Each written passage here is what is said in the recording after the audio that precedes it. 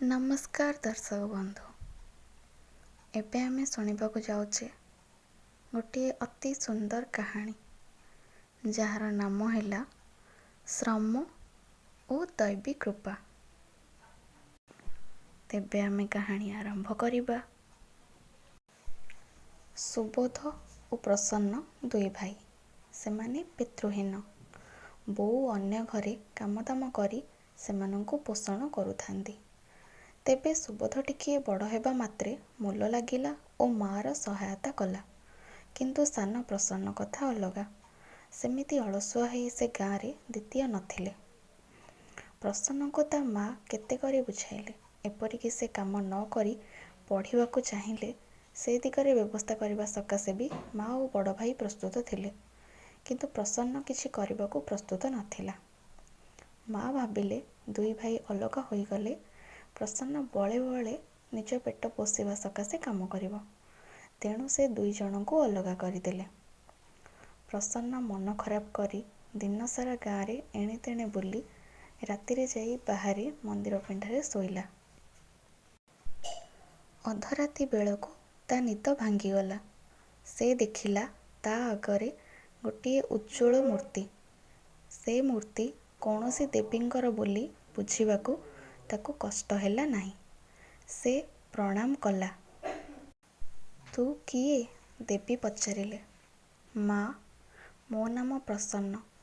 आश्रा नहीं कि जीविका नहीं, तेणु एठी शोइथिली, प्रसन्न कहिला। देवींक मनरे दया आसिला। से कहिले, तते की काम करि आसे कह।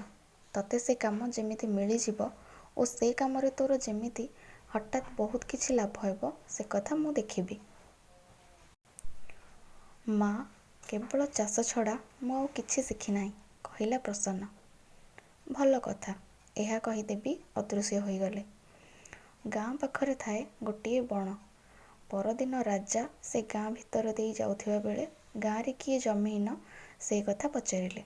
सुबोध और प्रसन्न जमीहीन बोली जानी से बणरू से दुहींकु दुई दुई एकर जमी देईदेले। सुबोध जमीरे थिला गछलता कम, प्रसन्न जमीरे थिला गछलता बेसी।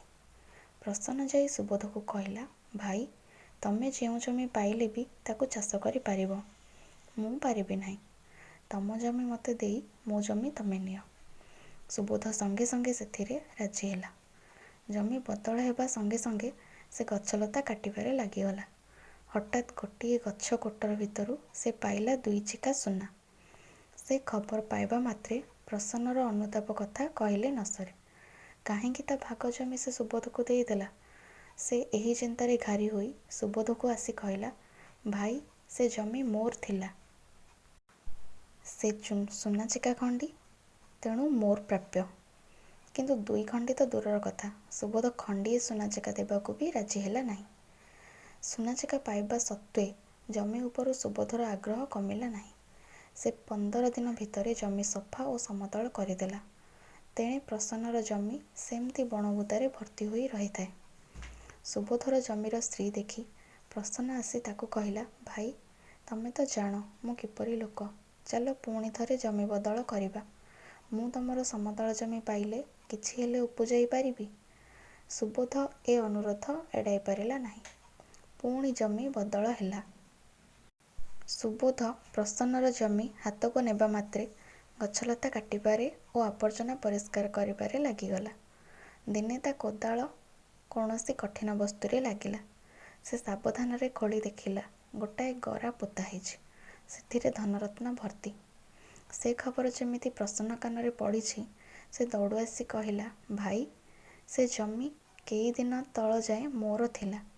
मु ताकू तमको हस्तांतर करि नथिले तो तमे पोताधन पाई न थांत, तेणु सेतक मते देई दियो।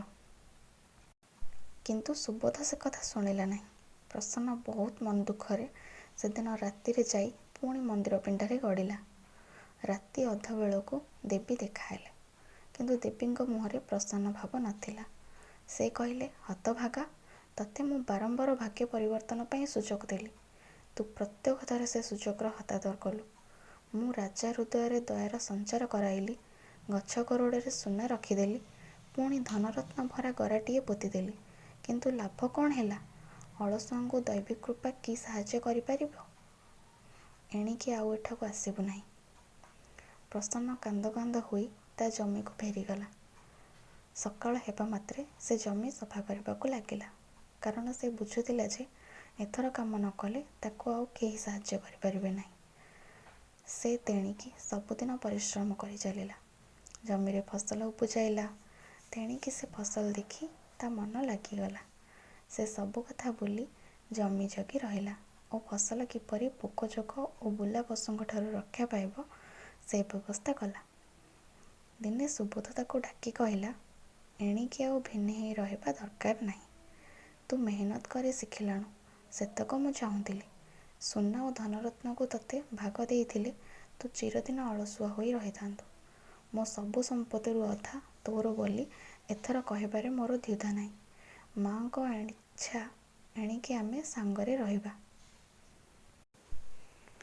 ତେବେ ଦର୍ଶକ ବନ୍ଧୁ, ଆଜିର ଗପ ଏଇଠି ସରିଲା। ଆଶା କରୁଛି ଏହି ଗପଟି ଆପଣଙ୍କୁ ଭଲ ଲାଗିଥିବ। ଆଗକୁ ଏହିପରି ସୁନ୍ଦର ଗପ ଆପଣମାନଙ୍କ ନିକଟରେ ପରିବେଷଣ କରିବାକୁ ଚେଷ୍ଟା କରିବି।